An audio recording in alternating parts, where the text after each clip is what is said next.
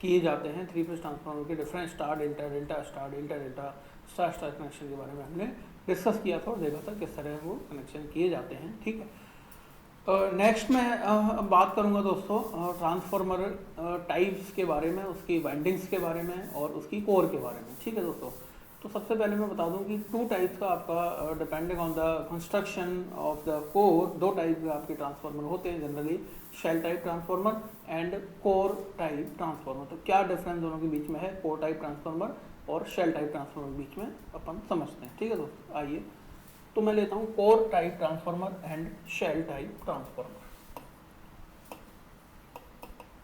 Core type transformer and shell type transformer, shell type transformer. ठीक है, तो सबसे पहले तो मैं इनकी कोर की कंस्ट्रक्शन बता दूं कि किस तरह इनकी कोर की कंस्ट्रक्शन होगी, फ्लक्स का फ्लो किस तरह होगा इन दोनों के बीच में। तो फिर अपन एक एक करके इनके एडवांटेज डिस्कस करेंगे कि किसका क्या एडवांटेज है, किसका क्या डिसएडवांटेज। ठीक है, तो कोर टाइप ट्रांसफार्मर इस तरह होगा दोस्तों, इसके अंदर आपकी जो कोर होगी वो इस तरह होगी। ठीक है, और इसके ऊपर आपकी इसके अंदर जो लिम्ब हैं, दो लिम्ब इसके अंदर हैं। ठीक है, मैं नंबर ऑफ लिम्ब की बात करूं, नंबर ऑफ लिम्ब की बात करूं तो इसके अंदर दो नंबर ये लिम्ब हैं, जो वर्टिकल जो आपके स्टैंड जो हैं ये दो आपके हैं, और इन दोनों लिम्ब पे ही आपका क्या होगा, आपकी वाइंडिंग लगी होगी। ठीक है, तो प्राइमरी वाइंडिंग भी लगी होगी और सेकेंडरी वाइंडिंग भी लगी होगी। तो मैं इस तरह इसको रिप्रेजेंट कर सकता हूँ। ठीक है दोस्तों, ये आपकी पहले मैं प्राइमरी वाइंडिंग को लगा दूं इसके अंदर,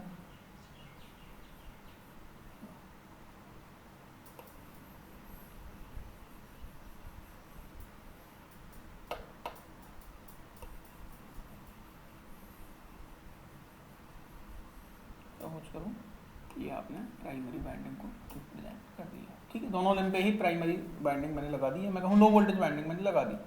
अब मैं इन पर जो आपकी दूसरी जो वाइंडिंग है वो मैं इस पर लगा रहा हूँ। ठीक है, मैं किस तरह इसको लगाऊँ। ठीक है दोस्तों, तो इसी के ऊपर आपकी जो होगी ये होगी सेकेंडरी वाइंडिंग, ये होगी आपकी।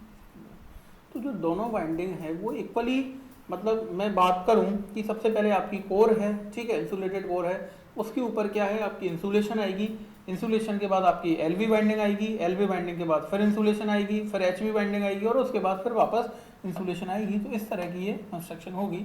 जो व्हाइट वाली जो है इसको मैं कह रहा हूँ एलवी वाइंडिंग। ठीक है, और जो ब्लू वाला कलर में जो मैंने दिखाया ये है आपकी एचवी वाइंडिंग। और तीन इंसुलेशन यहाँ हो गए, एक तो एलबी और कोर के बीच में इंसुलेशन होगी, और एलबी और एचबी के बीच में इंसुलेशन होगी, और एक इसके ऊपर जो है, एक इसके ऊपर एचबी के ऊपर भी इंसुलेशन यहाँ पे होगी। तो जो फ्लक्स के पाथ की यदि मैं बात करूँ तो ये फ्लक्स का इसका पाथ बनेगा। ठीक है दोस्तों, ये इसके अंदर जो फ्लक्स का पाथ है वो ये बनेगा, और पूरे के अंदर इक्वल फ्लक्स फाइव आपका सर्कुलेट होगा, पूरी कोर के अंदर फाइव फ्लक्स आपका सर्कुलेट होगा। ठीक है, ये आपको ध्यान रखना है। तो सबसे पहले लो वोल्टेज वाइंडिंग, उसके ऊपर फिर हाई वोल्टेज वाइंडिंग एंड बीच में इंसुलेशन दोनों पे। इसी तरह यदि मैं शेल टाइप ट्रांसफार्मर की बात करूं तो यहाँ तीन लिम्ब यहाँ होंगी दोस्तों, जो वर्टिकल लिम्ब हैं तीन होंगी यहाँ, और केवल सेंट्रल लिम्ब पे केवल जो वाइंडिंग होगी वो कहाँ होगी, आपकी सेंट्रल लिम्ब पे केवल आपकी वाइंडिंग होगी। ठीक है, सर यदि मैं इसको रिप्रेजेंट करूं, ये आपकी सपोज करो लो वोल्टेज वाइंडिंग है, और ये आपकी हाई वोल्टेज वाइंडिंग। ठीक है, इस तरह मैंने, तो जो वाइंडिंग है वो केवल सेंट्रल लिम्ब पे है। नंबर ऑफ लिम्ब तो कितनी है इसके अंदर, 3। ठीक है, नंबर ऑफ जो लिम्ब हैं वो कितनी है, 3 इसके अंदर नंबर ऑफ लिम्ब हैं। लेकिन जो वाइंडिंग है, ठीक है, जो वाइंडिंग है वो केवल सेंट्रल लिम्ब पे है। इसमें जो वाइंडिंग है वो दोनों लिम्ब पे है। नंबर ऑफ लिम्ब यहाँ पे 2 हैं, यहाँ पे नंबर ऑफ जो लिम्ब है वो कितने हैं, 3 नंबर ऑफ लिम्ब हैं। यहाँ पे दोनों लिम्ब पे वाइंडिंग है और यहाँ पे आपकी केवल सेंट्रल लिम्ब पे वाइंडिंग है। ठीक है दोस्तों, तो ये इस तरह की कंस्ट्रक्शन होगी आपकी कोर टाइप और शेल टाइप ट्रांसफार्मर के अंदर। तो यहाँ जो फ्लक्स का सर्कुलेशन होगा वो किस तरह होगा दोस्तों, तो फ्लक्स का सर्कुलेशन यदि मैं यहाँ बताऊँ तो इस तरह आपका एक तो ये पाथ बनाएगा और एक ये पाथ यहाँ पे फ्लक्स आपको बनाएगा। तो मैं कह सकता हूँ कि ये आधा फ्लक्स इधर जाएगा 5m/2, और आधा फ्लक्स ही कहाँ जाएगा, फाई एम बाई टू, आधा फ्लक्स आपका इधर जाएगा। सेंट्रल लिम्ब में जो फ्लक्स होगा उसकी वैल्यू क्या होगी, फाई एम फ्लक्स आपकी सेंट्रल लिम्ब वाली की होगी। फाई एम बाई टू और फाई एम बाई टू दोनों के सर्कुलेशन से, तो सेंट्रल लिम्ब में आपका टोटल फ्लक्स फाई एम होगा। यहाँ पूरे में फ्लक्स है फाई एम, ठीक है, यहाँ पूरी वाइंडिंग में फाई एम फ्लक्स सर्कुलेट कर रहा है। तो मैं कह सकता हूँ कि जो फर्स्ट डिफरेंस जो है इन दोनों के बीच में, यदि मैं इनको कंपेयर करना चाहूँ इन दोनों टाइप के ट्रांसफॉर्मर को, तो मैं एक एक करके कह सकता हूँ दोस्तों कि इसके अंदर तो जो वाइंडिंग है वो आपकी कोर को सराउंड कर रही है, ठीक है। यदि मैं कंस्ट्रक्शन वाइज देखूं तो जो कोर टाइप ट्रांसफॉर्मर के अंदर क्या हो रहा है, winding surrounds the core, winding जो है वो पूरी कोर को सराउंड कर रही है, ठीक है, क्योंकि वाइंडिंग कोर के ऊपर आ रही है। जबकि यहां मैं कहूं तो यहां कह सकता हूं the core surrounds the winding, क्योंकि वाइंडिंग केवल आपके बीच में है और इसके चारों तरफ में देखूं तो क्या है, आपको कोर नजर आ रही है, क्योंकि इन दोनों को जो कोर की जो लिम्ब है इन पे तो कोई वाइंडिंग है नहीं। तो मैं कह सकता हूं इसके अंदर जो वाइंडिंग जो है वो आपकी कोर को सराउंड कर रही है और इसके अंदर कोर सराउंड द बाइंडिंग, ये इसके अंदर पहला इनका डिफरेंस मैं कह सकता हूं, ठीक है। दूसरी यदि मैं बात करूं कि जो कॉपर रिक्वायरमेंट जो होगी, ठीक है, कॉपर की रिक्वायरमेंट होगी, बताइए दोस्तों कहाँ होगी, ज्यादा कहाँ होगी, ठीक है, कॉपर रिक्वायरमेंट। यदि मैं कॉपर रिक्वायरमेंट की बात करूं, ठीक है, कॉपर रिक्वायरमेंट की बात करूं तो यहाँ जो बाइंडिंग है वो क्या है, कंपैरेटिव कोर टाइप ट्रांसफॉर्मर यहाँ क्या होगी, कम होगी बाइंडिंग, ठीक है। और बाइंडिंग ही किसकी बनी हुई है, कॉपर की होगी, या तो दोनों लिम्ब पे बाइंडिंग है, तो यहाँ जो कॉपर रिक्वायरमेंट है वो क्या होगी, ज़्यादा होगी। और यहाँ जो कॉपर की रिक्वायरमेंट है वो क्या होगी, लेस कॉपर रिक्वायरमेंट आपका होगा शेल टाइप ट्रांसफॉर्मर के अंदर। जो टाइप ऑफ बाइंडिंग होगी वो सिलेंड्रिकल टाइप की बाइंडिंग होगी आपकी कोर टाइप ट्रांसफॉर्मर के अंदर। जो बाइंडिंग होगी वो सिलेंड्रिकल टाइप की वाइंडिंग होगी। अभी मैं एक वीडियो बताऊंगा जिसमें आपको बताऊंगा कि क्या सिलेंडर जो वाइंडिंग है वो किस टाइप की हो सकती है और किस तरह उसका अरेंजमेंट रहता है। और यहाँ जो वाइंडिंग होगी आपकी शेल टाइप ट्रांसफॉर्मर के अंदर ये सैंडविच्ड बाइंडिंग ये होगी, सैंडविच्ड बाइंडिंग। अभी मैं एक वीडियो दिखाऊंगा दोस्तों, वहाँ से आपको क्लियर हो जाएगा कि जो बाइंडिंग होगी वो किस तरह होगी। सैंडविच्ड बाइंडिंग यहाँ पे होगी आपकी शेल टाइप ट्रांसफॉर्मर के अंदर, ठीक है। अगला मैं यदि बात करूं कि जो नंबर ऑफ लिम्स हैं ये मैंने बता ही दिया, ठीक है, इसको मैं पॉइंट में भी रिप्रेजेंट कर दूं। जो नंबर ऑफ लिम्स हैं, जो नंबर ऑफ लिम्स हैं यहाँ पे 2 नंबर ऑफ लिम्स हैं। यहाँ पे जो नंबर ऑफ जो लिम्स हैं शेल टाइप ट्रांसफॉर्मर के अंदर वो कितनी है, 3 यहाँ पे लिम्स हैं। नेक्स्ट पॉइंट यदि मैं इंसुलेशन की बात करूं, इंसुलेशन की रिक्वायरमेंट की बात करूं तो देखो दोस्तों यहाँ पे आप कोर की इंसुलेशन की यदि बात करेंगे तो यहाँ जो कोर की जो इंसुलेशन है वो यहाँ पे आपको ज़्यादा चाहिए होगी शेल टाइप ट्रांसफॉर्मर के अंदर, क्योंकि यहाँ पे 3 लिम्ब हो गई आपकी, ठीक है। मैं नंबर ऑफ लिम्ब की बात कर रहा हूँ, नंबर ऑफ कोर के एरिया की बात कर रहा हूँ, तो इसके कोर का एरिया ज़्यादा है और एरिया ज़्यादा तो मुझे इंसुलेशन भी ज़्यादा चाहिए होगी। जबकि यहाँ कोर के इंसुलेशन की बात करूँ तो यहाँ आपकी 2 ही लिम्ब हैं, 2 लिम्ब है, तो यहाँ पे आपको जो कोर की इंसुलेशन है वो comparison to shell type transformer कम होगी। तो जो कोर की जो इंसुलेशन है वो आपकी कोर की इंसुलेशन की बात करूं तो इसके अंदर कम होगी, और जो कोर इंसुलेशन जो है, कोर इंसुलेशन इन शेल टाइप ट्रांसफॉर्मर क्या होगी, ये आपकी ज़्यादा होगी कोर इंसुलेशन, ठीक है। बाइंडिंग इंसुलेशन की बात करूंगा तो वो उल्टा है, बाइंडिंग इंसुलेशन आपका उल्टा आएगा। बाइंडिंग इंसुलेशन जो होगी वो इसके अंदर ज़्यादा होगी और इसके अंदर जो बाइंडिंग इंसुलेशन है, बाइंडिंग इंसुलेशन जो है वो इसके अंदर कम होगी, ये ध्यान रखना। बाइंडिंग इंसुलेशन का अलग कॉन्सेप्ट आएगा, कोर इंसुलेशन का अलग कॉन्सेप्ट है, ठीक है, तो दोनों का अलग डिफरेंस आपको ध्यान रखना है। फ्लक्स की बात करूंगा तो जो फ्लक्स है वो आपका दोनों साइड में इक्वली डिस्ट्रीब्यूट हो रहा है, ठीक है।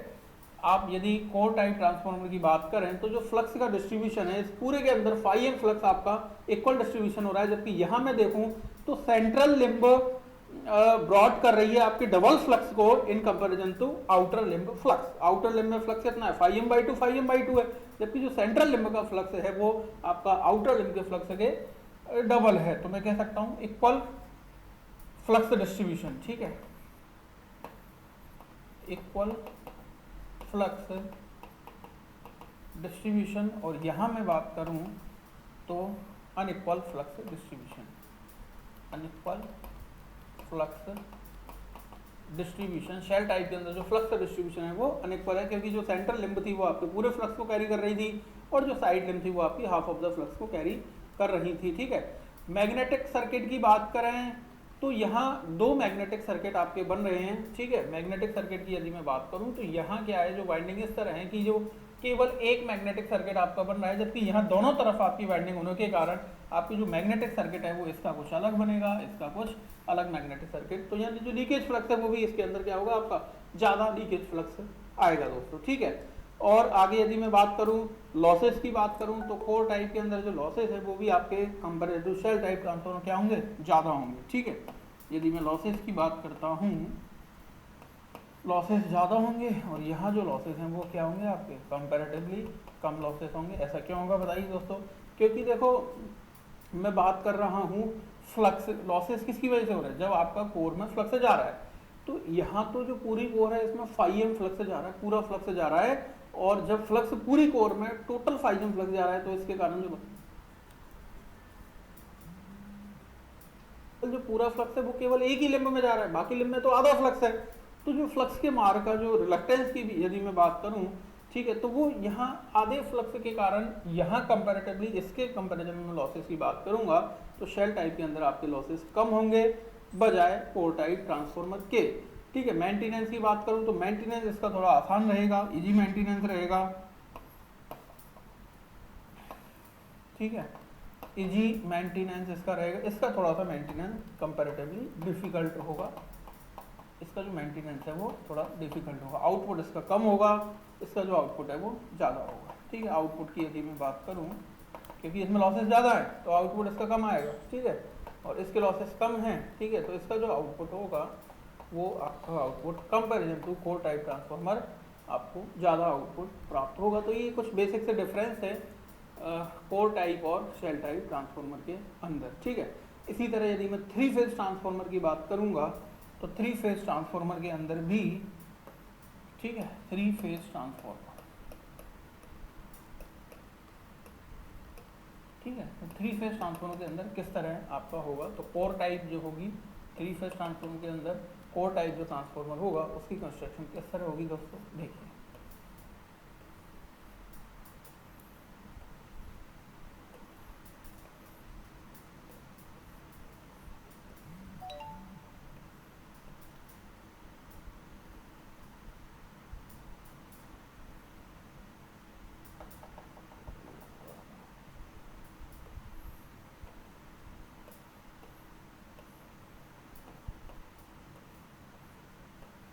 थ्री फेज के अंदर जो कोर टाइप होगा तो 3 वाइंडिंग यहाँ बनेंगी दोस्तों, ठीक है। तो इस तरह आपका यहाँ अरेंजमेंट आएगा 3 फेज कोर टाइप के अंदर।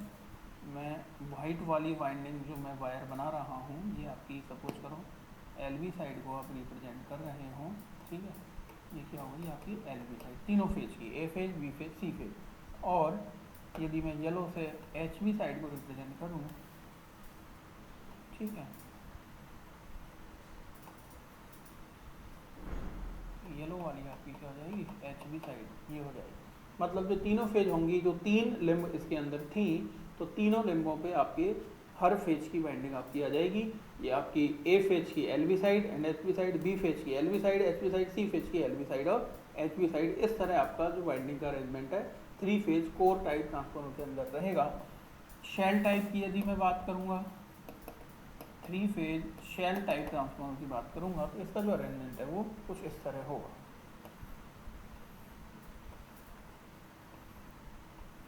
3 फेज शेल टाइप ट्रांसफार्मर,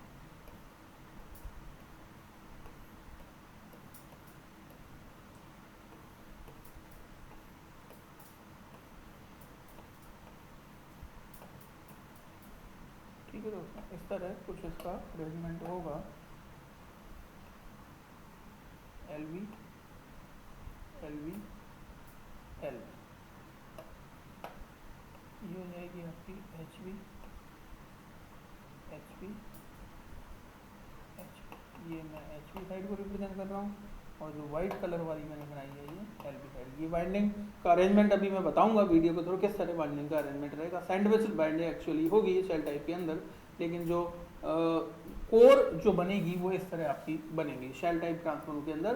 जो तीनों फेजेज आपके हैं, जो तीनों फेज के लिए जो आपकी कोर है वो इस तरह रहेगी। तो जो core surrounded by the winding surrounded by the core, इस टाइप की कंस्ट्रक्शन होगी। यहाँ पे कोर जो है वो पूरी वाइंडिंग से क्या हो रही है, सराउंड हो रही है। तो ये डिफरेंस आपका रहेगा 3 phase shell type transformer and 3 phase core type transformer. ठीक है दोस्तों, आइए मैं एक इसका वीडियो आपको थोड़ा सा बताना चाहूँगा किस तरह इसकी।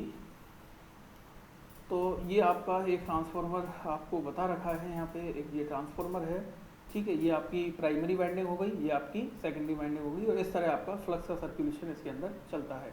तो जो कोर है वो इस तरह आपकी इंसुलेटेड आपकी, आप इनको कह सकते हो पत्तियां ये टाइप की होती हैं, जिनको आपस में एक कई भाग में मिला के उसको मिलाया जाता है। तो ये आपका कोर टाइप ट्रांसफार्मर हो गया, और ये आपका शेल टाइप ट्रांसफार्मर हो गया।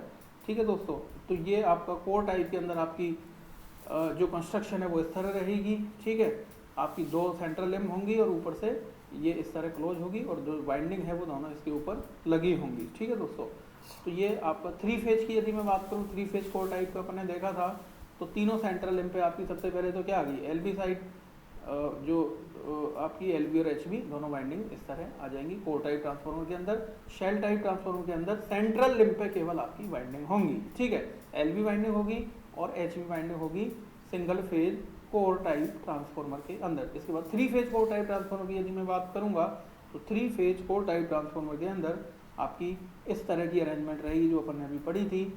ठीक है, तो ये आपकी जो कोर के ये टाइप्स हुए, ठीक है, 3 फेज एंड सिंगल फेज, ये मोर इकोनॉमिकल आपका रहेगा। ठीक है, कोर टाइप जो है ये इकोनॉमिकल दृष्टि से देखूं तो सबसे ज़्यादा काम में यही अपन लेंगे core type transformer in comparison to shell type, क्योंकि यहाँ पे आपकी नंबर ऑफ जो साइज है वो भी आपकी क्या मिलेगी, आपको यहाँ ज़्यादा साइज आपकी होगी।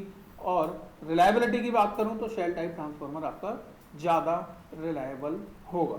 ठीक है दोस्तों, तो ये अपन ने देखा कि किस तरह जो कोर है ट्रांसफार्मर की शेल टाइप और कोर टाइप की किस तरह वो बनाई जाती है। ठीक है, अब मैं आपको एक वीडियो और दिखाना चाहूँगा जिसमें बताऊँगा कि जो वाइंडिंग्स है वो किस टाइप की आपकी वाइंडिंग्स हो सकती हैं। ठीक है दोस्तों, देखिए मैं आपको थोड़ा सा वाइंडिंग को इसमें बताना चाहूँगा। तो देखिए दोस्तों, ये आपकी जो वाइंडिंग है इस तरह आपकी ये वाइंडिंग रहेगी। इसके जो ब्लू वाली जो आपको देख रही है ये एलबी वाइंडिंग हो गई, और जो दूसरी थी वो आपकी एचबी वाइंडिंग हो गई। तो हेलिकल वाइंडिंग, ठीक है, सबसे पहले आपकी हेलिकल वाइंडिंग, तो आपके ये हेलिक्स इसके अंदर बनेंगे। मैं इस तरह कहूँ सिलेंड्रिकल शेप में जो हेलिक्स जो आपके बन रहे हैं, ये इस टाइप की जो वाइंडिंग होगी ये आपकी हेलिकल वाइंडिंग इसको मैं कहूँगा। ठीक है, तो इसके अंदर क्या है, करंट आपका ज़्यादा होगा क्योंकि एरिया की रिक्वायरमेंट, क्योंकि मैंने बताया था एरिया जो करंट है वो आपका एरिया के डायरेक्टली प्रोपोर्शनल होता है। तो जो करंट कैरिंग जो कैपेसिटी है वो क्या होगी, इसकी ज़्यादा होगी। ठीक है, डबल लेयर्ड वाइंडिंग हो सकती है दूसरी आपकी। तो डबल लेयर अपन जनरली डबल लेयर वाइंडिंग ही रिप्रेजेंट काम में लेते हैं। ठीक है, ये आपकी एक टाइप है क्रॉस ओवर वाइंडिंग। ठीक है, तो क्रॉस ओवर वाइंडिंग के बीच में क्या होगा, आपके पार्ट में होगी ये। ठीक है, आपकी पार्ट में होगी, जैसे एक इसके अंदर एक वाइंडिंग आ गई और इसके अंदर एक और वाइंडिंग है, मतलब केवल एक क्रॉस ओवर ना रखे, कई क्रॉस ओवर इसके होंगे और उनको आपस में अपन ज्वाइंट कर देंगे। ये इस तरह से ये ज्वाइंट कर दीजिए, क्रॉस ओवर्स मैंने क्या कर दिया, आपस में ज्वाइंट कर दिए। ठीक है, फिर आपकी एक डिस्क टाइप बाइंडिंग होगी। तो डिस्क टाइप में इसमें होंगी कई एलबी और एचबी की डिस्क बनी होंगी। ठीक है, तो इस टाइप की जो बाइंडिंग होगी ये आपकी डिस्क टाइप बाइंडिंग होगी। देखो डिस्क आपको यहाँ नजर आ रही है, डिस्क टाइप बाइंडिंग होगी। जो आउटर क्रॉस ओवर्स जो होंगे वो सारे मैं आपस में इंटरकनेक्ट इनको कर दूंगा। ये तो इनर क्रॉस ओवर होगा, आउटर क्रॉस ओवर। ये सैंडविच टाइप की बाइंडिंग जो मैंने बताया था अभी, शेल टाइप ट्रांसफार्मर के अंदर अपन सैंडविच टाइप की बाइंडिंग लेंगे। तो ये दोस्तों आपकी सैंडविच बाइंडिंग होगी, जहां आप देख पा रहे होंगे ये एलबी है, ये 2 एचबी जो हैं एक एलबी को घेरे हुए हैं, या 2 एचबी जो है वो एक एलबी को या 2 एलबी आपकी एक एचबी को घेरे हुए हैं। तो इस टाइप की ये बाइंडिंग आपकी होगी। ठीक है दोस्तों, चलिए, तो इस तरह अपन ने देखा कि जो बाइंडिंग थी वो आपकी सिलेंड्रिकल टाइप बाइंडिंग हो सकती है, जिसको अपन हेलिकल बाइंडिंग भी कहा था। और दूसरा जो सैंडविच्ड बाइंडिंग जो शेल टाइप ट्रांसफार्मर के अंदर अपन जनरली काम में लेंगे, वो भी आपकी एक टाइप बाइंडिंग की हो सकती है। ठीक है दोस्तों, तो ये अपन ने टाइप ऑफ ट्रांसफार्मर को डिस्कस किया, कौन कौन से टाइप हो सकते हैं, क्या इनके एप्लीकेशन है, कहाँ मैं इसको काम में लूँगा। ठीक है दोस्तों, आगे बढ़ते हैं। अपन ने समझा कि किस तरह ट्रांसफार्मर के अंदर उसकी कोर की कंस्ट्रक्शन रहती है, किस तरह उसकी जो वाइंडिंग्स हैं उनके टाइप्स हो सकते हैं। ठीक है, तो ये अपन ने इसके अंदर पढ़ा था कि कब अपन ट्रांसफार्मर की शेल टाइप ट्रांसफार्मर काम में लेंगे और कब कोर टाइप ट्रांसफार्मर के अपन यूज में लेंगे, depending on the applications and the requirement. ठीक है, अब अपन नेक्स्ट में डिस्कस करना चाहूँगा कि ट्रांसफार्मर के मेन पार्ट्स क्या क्या हैं। अब अभी तक अपन ने इसके वर्किंग, कंस्ट्रक्शन वाइज सारी चीज़ें अपन ने पढ़ी हैं। इसके एक बार कंस्ट्रक्शन व्यू को मैं प्रिसाइज करके एक बार समझाना चाहूँगा कि किस तरह ट्रांसफार्मर, एक्चुअल ट्रांसफार्मर होता है, प्रैक्टिकल ट्रांसफार्मर, और कौन कौन से उसके अंदर पार्ट्स होते हैं। ठीक है, तो इसको मैं एक वीडियो के थ्रू बताना चाहूँगा दोस्तों, थोड़ा सा आप देखना इसको। ठीक है, सबसे पहले मैं इसके पार्ट्स को डिस्कस करूं दोस्तों। ठीक है, कि कौन कौन से इसके अंदर पार्ट्स होते हैं आपके ट्रांसफार्मर के। तो ये ट्रांसफार्मर, एक्चुअल ट्रांसफार्मर आपको एक दिखाई दे रहा है। ठीक है, तो इसके अंदर आप देख पा रहे होंगे कि एक जो व्यू है ट्रांसफार्मर, जो आप कॉलोनियों में या बाहर कई जगह इसको देखते होंगे, तो इनसाइड व्यू थोड़ा सा मैं इसका बता रहा हूँ कि इसके अंदर कौन कौन सी चीज़ें हैं। ठीक है, मैं एक एक करके सारी चीज़ों को अपन इसके बारे में डिस्कस करेंगे। हाँ, मैं एक बार ये बता दूं कि सबसे पहले जो व्यू है वो इसका इस तरह होता है। ये इसका एक टैंक है इसके अंदर। ठीक है, ये कंजर्वेटर है। ठीक है, और मैं जो मेन पार्ट्स आपको दिखाई दे रहे हैं ये एक एक करके अपन पढ़ेंगे। Metallic core, holding frame, binding tank, offload changer, tap changer, bushing terminal, radiator, breather, Buchholz relay, expansion valve, control valve, इनको अपन एक एक करके यहाँ पे डिस्कस करेंगे कि ये इसके मेन पार्ट्स ट्रांसफार्मर के आपके होते हैं। ठीक है, सबसे पहला मैं ले रहा हूँ मेटेलिक कोर। ठीक है, तो जो मेटेलिक कोर होगी ट्रांसफार्मर की, वो इस तरह की आपकी इसकी मेटेलिक कोर होती है, जो अपन ने अभी डिस्कस की थी थोड़ी देर पहले मेटेलिक कोर के बारे में। तो इसके अंदर क्या होता है दोस्तों, ये लैमिनेशंस की बनी होती है to reduce eddy current losses. मैंने बताया था एडी करंट लॉसेस को रिड्यूस करने के लिए लैमिनेशंस की बनी होती है। 3 लिम्ब इसके अंदर आपको ये दिखाई दे रही हैं। ये सेंट्रल लिम्ब हो गई और ये दोनों इसकी आउटर लिम्ब हो गई। तो इन तीनों लिम्ब पे आपकी ट्रांसफार्मर की बाइंडिंग होगी। ठीक है, ए फेज की बाइंडिंग इस पे होगी, बी फेज की और सी फेज की बाइंडिंग होगी। एलबी बाइंडिंग पहले होगी, उसके ऊपर फिर इंसुलेशन आएगी और फिर उसके ऊपर आपकी एचबी बाइंडिंग इसके ऊपर होगी। मैंने बताया था इसकी जो शीट है 0.5 mm के आसपास इसकी शीट की मोटाई होती है, क्योंकि ये पूरा एक जो दिखाई दे रही है पूरा एक सॉलिड पार्ट नहीं है दोस्तों, ये कई शीट्स में आपका डिवाइड होता है इसका। ये इस तरह कई शीट्स में ये आपका डिवाइड होता है। ये पतली पतली शीट्स होती हैं, लैमिनेटेड शीट्स होती हैं। इनको मिला के ये कंप्लीट आपका जो कोर है ट्रांसफार्मर की वो बनाई जाती है। सिलिकॉन कोर ये होती है, सिलिकॉन स्टील की कोर होती है। मैंने बताया था सिलिकॉन स्टील की कोर क्यों काम में लेते हैं।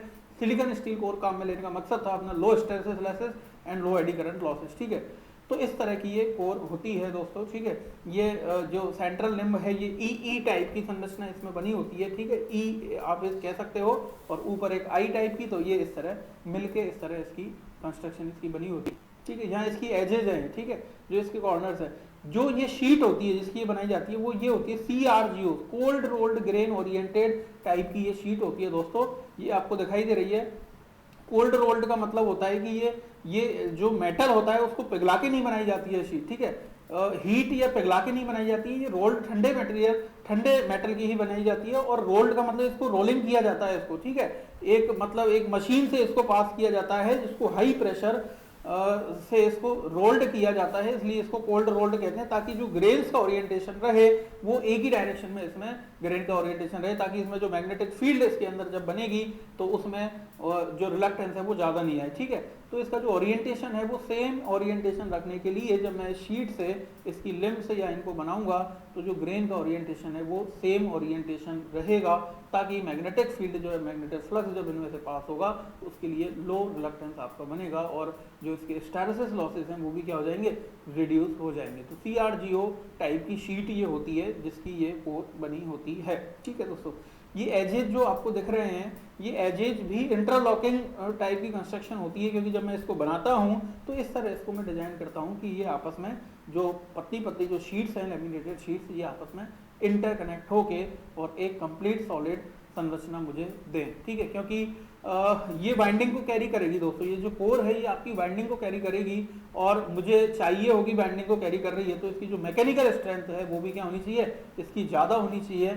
ठीक है, मैं इस तरह इन तीनों जो लिम्ब आपको दिख रही हैं इनमें मैं बाइंडिंग प्लेस करूंगा और बाइंडिंग लगाने के बाद ये मैं इसको इसके ऊपर से इस टाइप की इसको रख दूंगा तो यहाँ पे ये इंटरलॉक हो जाएगी। ठीक है, दूसरा इसका है होल्डिंग फ्रेम। ठीक है, कि ये जो कोर है ये जिस फ्रेम पे लगी होगी उसको मैं होल्डिंग फ्रेम, मैं इसको नाम दूंगा, सेकंड पार्ट होल्डिंग फ्रेम है। तो ये होल्डिंग फ्रेम के अंदर इस तरह आपकी ये बाइंडिंग इसमें लगी हुई होगी। तो जो होल्डिंग फ्रेम है ये माइल्ड स्टील का बना होता है जो कि बहुत मैकेनिकल स्ट्रेंथ जिसकी काफ़ी ज़्यादा होती है।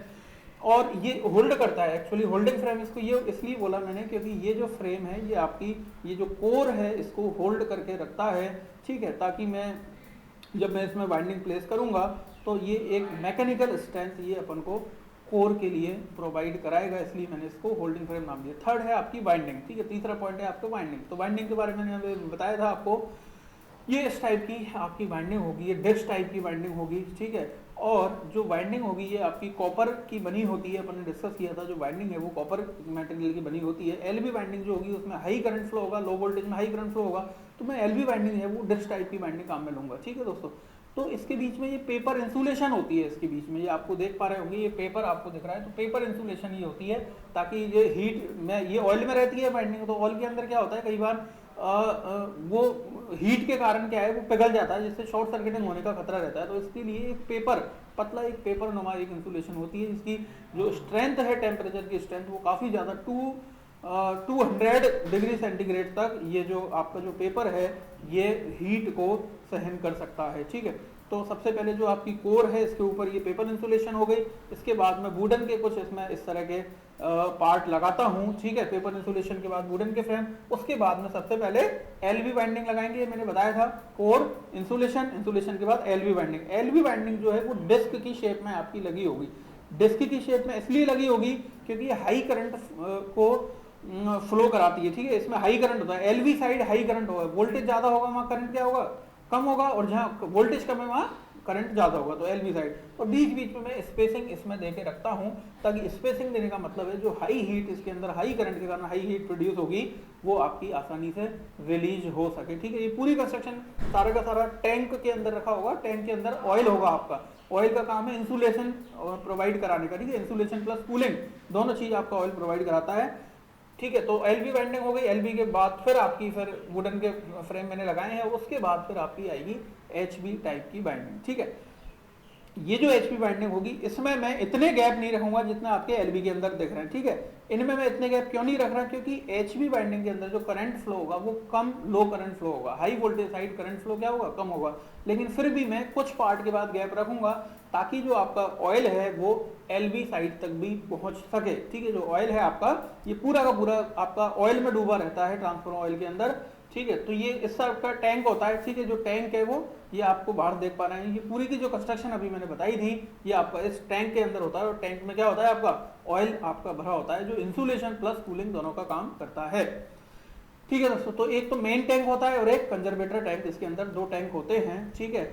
और ये जो टैंक है ये भी आपका काफ़ी माइल्ड स्टील मटेरियल का, काफ़ी सॉलिड मटेरियल का बना होता है, और ये पूरी इस कंस्ट्रक्शन को इसके अंदर रखी होती है, जो भी अपने अभी देखी थी ट्रांसफार्मर की जो वाइंडिंग था, जो फ्रेम था, वो सारा का सारा इस टैंक के अंदर रखी होती है, ये पूरे उसको सपोर्ट करता है। और इसके अंदर क्या होता है आपका ऑयल, ठीक है, इसके अंदर आपका क्या होता है, इसके अंदर ऑयल होता है, और उस ऑयल में जो पूरी वाइंडिंग्स और जो आपका जो फ्रेम है पूरा का पूरा वह इसके अंदर रहता है, ठीक है। यहाँ आप देख पा रहे होंगे दोस्तों ये होता है आपका कंजर्वेटर टैंक, जो कि पाइप के थ्रू किससे जुड़ा होता है, आपका मेन टैंक से ये जुड़ा होता है पाइप के थ्रू, ये पूरा फिल होता है किससे, ऑयल से। लेकिन जैसे ही ट्रांसफार्मर पे लोड कनेक्ट किया जाता है या फुल लोड के केस में, ठीक है, ये जो ऑयल है इसके अंदर जो ऑयल का लेवल है वो कम रखा जाता है कंजर्वेटर टैंक के अंदर, ये पूरा फुल होके और पाइप के थ्रू यहाँ, लेकिन जैसे ही लोड ज्यादा बढ़ेगा तो इसका जो ऑयल है वो क्या हो जाएगा, उसका एक्सपेंड हो जाएगा हीट के कारण। तो ये जो कंजर्वेटर टैंक है इसके अंदर जो है आपका जो ऑयल वो कम ज्यादा आपका होता रहता है। तो ये केवल इसलिए बनाया जाता है कि जो आपका जो ऑयल का टेम्परेचर के कारण, हीटिंग के कारण जो ऑयल का एक्सपेंशन हो रहा है या डाउन हो रहा है वो इस कंजर्वेटर टैंक के अंदर होता रहे, ठीक है। तो ये पाइप के थ्रू ये दोनों टैंक आपस में जुड़े रहते हैं, ठीक है। इसके बाद ऑन लोड टैप चेंजर की यदि मैं बात करूं तो कई बार क्या होता है कि दोस्तों जब आपका लोड डिमांड हो जाता है तो आपका जो वोल्टेज है वो सेकेंडरी साइड का वोल्टेज क्या हो जाता है, कम हो जाता है, ठीक है।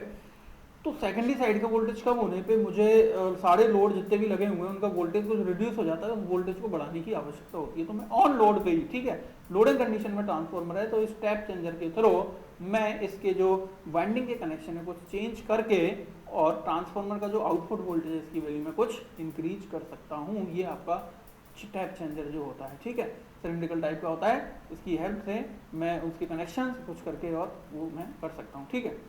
नेक्स्ट तीसरा है आपका बुशिंग एंड टर्मिनल्स, ठीक है। ये बुशिंग्स जो होती हैं, तो बुशिंग क्या है दोस्तों, तो ये आपकी इंसुलेशन प्रोवाइड कराती है। ये सेरेमिक मटेरियल की बनी होती हैं जो कि हाई इंसुलेशन स्ट्रेंथ का होता है, और ये आपके जो अंदर की वाइंडिंग्स जो हैं उनके कनेक्शन इनसे होते हैं, और आउटर लोड से या ट्रांसमिशन लाइन जहाँ से भी आपके कंडक्टर आ रहे हैं उनसे ये जुड़ी होती है। तो यहाँ आप दो टाइप की बुशिंग देख रहे हैं, एक तो एलवी की बुशिंग, इसके अंदर इंसुलेशन कम है तो ये एलवी साइड की बुशिंग है, और एचबी बुशिंग जिसके अंदर ज़्यादा बुशिंग आपको नजर आ रही है, ये आपकी एचबी बुशिंग आपकी हैं। तो आप ये बुशिंग देख पा रहे होंगे, इंसुलेशन स्ट्रेंथ इनकी काफ़ी ज़्यादा होती है, इसीलिए इनको सेरेमिक मटेरियल का बनाया जाता है। ये इंसुलेटेड होती है ट्रांसफार्मर टैंक से, या ये सेपरेट करके रखती हैं, यहाँ ऊपर इनके कनेक्शन होते हैं, तो ये कोई भी करंट को इससे आपका इलेक्ट्रिकल कनेक्शन आपका नहीं बनने देती, ठीक है। आउटर जो भी सर्किट है उससे इस ट्रांसफार्मर की कंस्ट्रक्शन या टैंक का ये कोई इलेक्ट्रिकल कनेक्शन नहीं बनने देती। तो इस टाइप की ये इंसुलेशन, इनकी जो डिजाइनिंग होती है दोस्तों इस तरह होती है कि कोई भी ऊपर से कोई पानी या कुछ आए तो वो इनके स्लिड कर जाए, इस टाइप की कंस्ट्रक्शन इनकी होती है कि कोई भी पानी आया तो वो सीधा का सीधा इसके नीचे गिर जाए, मतलब इस पर पानी रुके नहीं, क्योंकि ह्यूमिडिटी यदि रहेगी तो एक करंट का पाथ फिर क्रिएट हो जाता है और आपका उससे खतरा रहेगा कि ट्रांसफार्मर की बॉडी के अंदर आपका करंट आने लग जाएगा, ठीक है। तो इसकी इसी तरह कंस्ट्रक्शन रखी जाती है ताकि कोई भी धूल मिट्टी या कोई पानी या कोई आइस सर्दियों के टाइम पे वो बने तो वो स्लाइड होके स्किड होके और इससे नीचे गिर जाए। तो इस टाइप की कंस्ट्रक्शन अपन बुशिंग की रखते हैं। ये पावर सिस्टम के अंदर भी अपन इंसुलेटर्स के अंदर जब पढ़ेंगे तो वहाँ अपन देखते हैं कि जो इनकी जो शेप है वो किस तरह इनकी डिजाइन की जाती है। नेक्स्ट है आपका radiator wings and cooling tubes. ये देखा होगा ट्रांसफार्मर के ये जो विंग्स आपको नजर आ रही हैं, ये रेडिएटर या इनको कूलिंग ट्यूब्स अपन बोलते हैं। इनका काम क्या है, इनका काम है कूलिंग प्रोवाइड कराना ट्रांसफार्मर के। जब भी जो ट्रांसफार्मर का जो ऑयल है, ये ट्यूब्स होती हैं, तो ऑयल जो है वो हीट होकर क्या होता है इन ट्यूब्स के अंदर जाता है, और इन ट्यूब्स के अंदर ये इन फिन्स में से सर्कुलेट होता है। तो जैसे जैसे वो ठंडा होगा तो ठंडा होकर वो फिर नीचे आ जाता है, और नीचे वापस नीचे की तरफ वापस किसमें चला जाता है, मेन टैंक के अंदर ये ऑयल आपका चला जाता है। तो ये क्या कर रहा है, जो ऑयल है ट्रांसफार्मर का, हीटेड जो ऑयल है लोडिंग की कंडीशन में, उसको ठंडा करने का काम ये कर रहा है। क्योंकि ऑयल का नेचर होता है आपका जो कूल, जो आपका हीटेड ऑयल है वो आपका ऊपर की तरफ जाएगा, और जो ठंडा होकर फिर ये वापस नीचे की तरफ आएगा।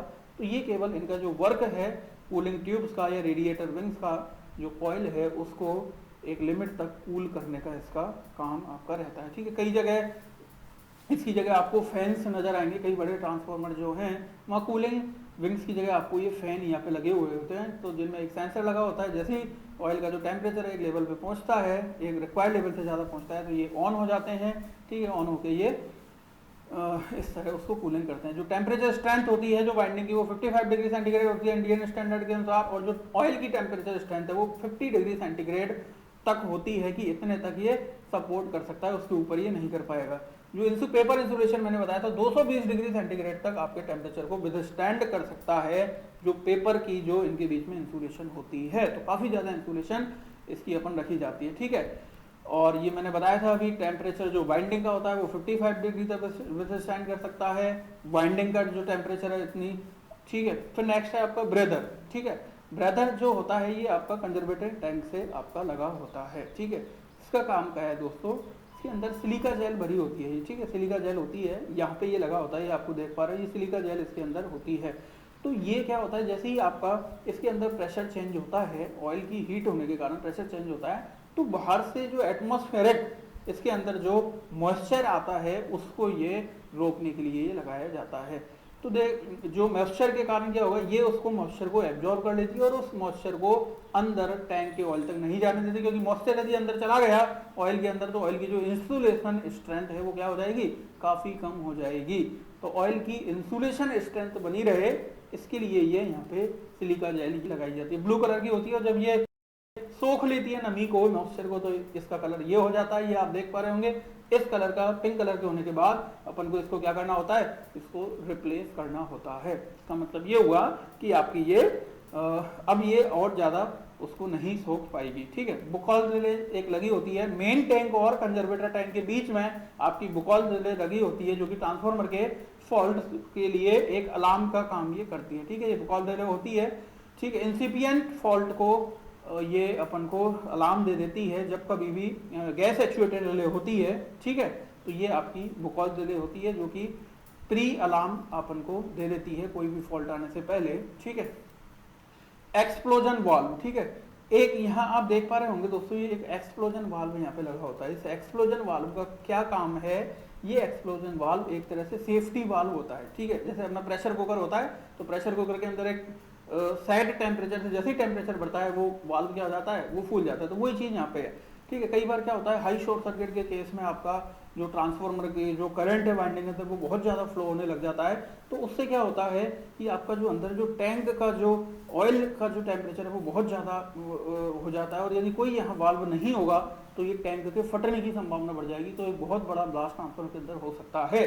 तो उस केस में ये काम आता है, ठीक है। ये जो इसके अंदर एक ये डायफ्राम होता है जो कि बहुत पतली शीट का बना होता है, और इसमें इस तरह प्रेशर सेट किया जाता है कि एक रिक्वायर्ड प्रेशर से ऊपर टेम्परेचर का प्रेशर यदि बढ़ेगा तो ये यहाँ से फट जाएगा, ठीक है। केवल ये यहाँ से बढ़ेगा, पूरा ट्रांसफार्मर ब्लास्ट नहीं होगा, ये एक रिक्वायर्ड टेम्परेचर पे आके यहाँ से ओपन हो जाएगा। एक स्विच की तरह ये होता है, तो ये यहाँ से ओपन हो जाती है, ये प्लेट जो है यहाँ से ओपन हो जाएगी, और जो एक्सेस प्रेशर के कारण जो बना है वो इससे रिलीज हो जाएगा। तो एक बड़ा यहाँ पे एक एक्सीडेंट होने से बच जाए। आजकल जो न्यू मॉडर्न जो काम में ले रहे हैं, ये गैस एक्चुएटेड एक वाल्व यहाँ पे काम में, स्प्रिंग, ठीक है, स्प्रिंग कंट्रोल वाल्व काम में लिया जाता है।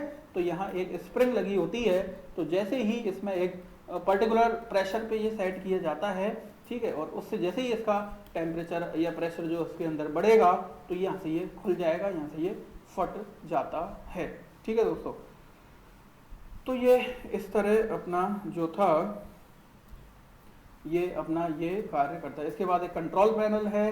तो जो कंट्रोल पैनल आप ये देख पा रहे होंगे, तो कंट्रोल पैनल के अंदर क्या होता है कि आपके जो प्रेशर गेज या जो टेम्परेचर गेज है, ऑयल टेम्परेचर गेज हो गया कि जो ऑयल का अपन को बताता है कि ऑयल का टेम्परेचर इसके अंदर कितना चल रहा है, या वाइंडिंग का टेम्परेचर बताता है, वाइंडिंग टेम्परेचर गेज